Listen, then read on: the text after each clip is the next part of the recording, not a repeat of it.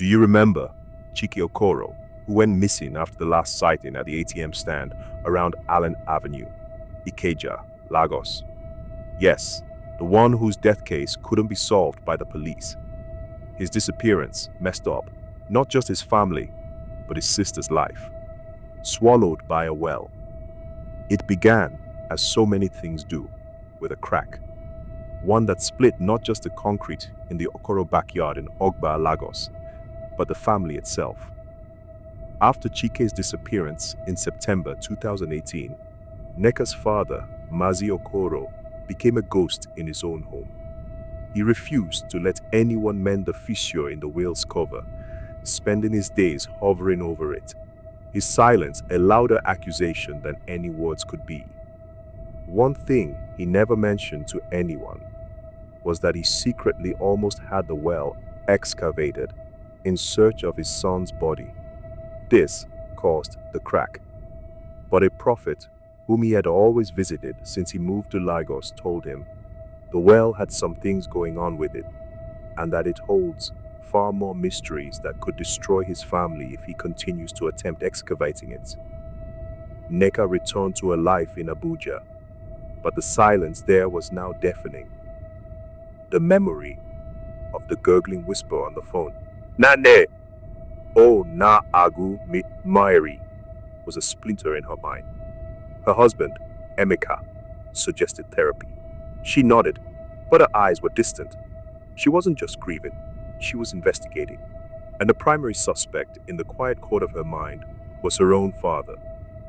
Beneath his grief, she saw a flicker of something else. A deep, unsettling guilt. She hired a private investigator, a gruff ex-police officer named Gabriel. His findings were chilling. Chike's phone hadn't just died in Ilopeju. It had been active for another 36 hours. Its signal tracing a path back to the one place no one had thought to look, the Okoro family compound. Furthermore, in the weeks before his disappearance, Chike had made secret late-night trips to a dead zone near the old canal, his phone switched off for hours. Armed with this, Nneka confronted her father in the backyard. The air was heavy with unspoken words. Mazi Okoro, looking broken, finally confessed, but his words were vague and confusing, a jumble of grief and paranoia that only deepened the mystery. Chike was involved with bad people, he muttered, refusing to meet her eyes. The money, it wasn't just for the bride price. He owed them. He said they would take the house. I told him no. I built this house with my sweat before my business took a hit. I couldn't help. I told him to be a man and face his problems. He then looked at the well, his voice dropping to a whisper. He came here that night, threatening that he would jump in. I called him a coward, and we argued. He said he would fix it and left. He didn't jump in. They took him. Or did he jump in? I don't know. Nneka. I don't know. Even the prophet said, this holds some mysteries. I don't know what to believe anymore. His story was full of holes, shifting between Chike being kidnapped by loan sharks, suicide, and some confusing mysteries. For Nneka, the most damning evidence was his confusion. To her, it felt like a cover for a darker truth. The trust between them was shattered completely. Would he have used him for rituals? She left Ogba that night, severing ties. She fully adopted her husband's surname, Nwosu, distancing herself from the Okoro name and its painful legacy. Somehow, she couldn't even say she knew exactly what she was running from, but she had been mentally drained.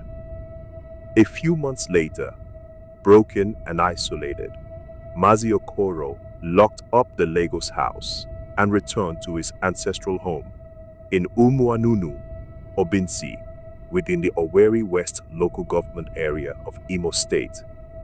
He died there on May 12, 2021. A cousin who lived nearby later told Nneka that until his last days, her father's nights were filled with audible weeping. He would cry out Chike's name in his sleep, a ritual of grief and regret that offered Nneka no comfort, only a confusing portrait of a man consumed by a guilt whose source she would never know. Nneka did not attend the funeral. Her husband attended secretly, though, and hurriedly left. The Omuna handled the rights and took possession of the Viscount Lagos property. In late 2022, they sold the land to a developer. The old bungalow was demolished. The well, which had been deemed too deep and hazardous to properly empty and inspect, was simply sealed with a thick, permanent layer of concrete and forgotten, especially since the area had long been connected to the public water supply. Then, on Monday, November 7th, 2022, as Nneka waited at the MMIA to board her flight to Paris, a news alert flashed on her phone. A new, uncompleted, 7-story building on that very plot had collapsed, leaving scores of people working on it dead. It felt like a grim, final period on her family's story in that place. Could the prophet be right? That the well have some mysteries to it? Could it be that it drew Chike to itself? She wanted to France, carrying the unresolved weight of it all. Weeks turned into months, and Nneka had moved on fully with her life.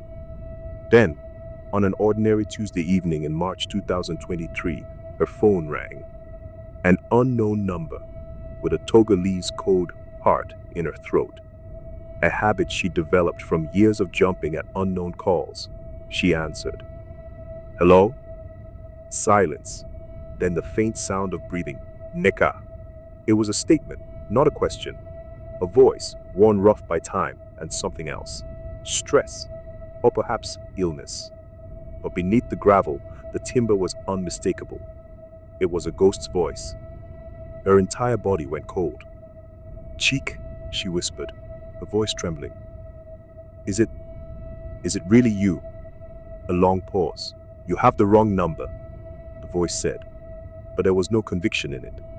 It was a hollow, automatic response. Chike, please, it's me. Where are you? What happened? She pleaded, tears welling in her eyes. Another silence, heavier this time.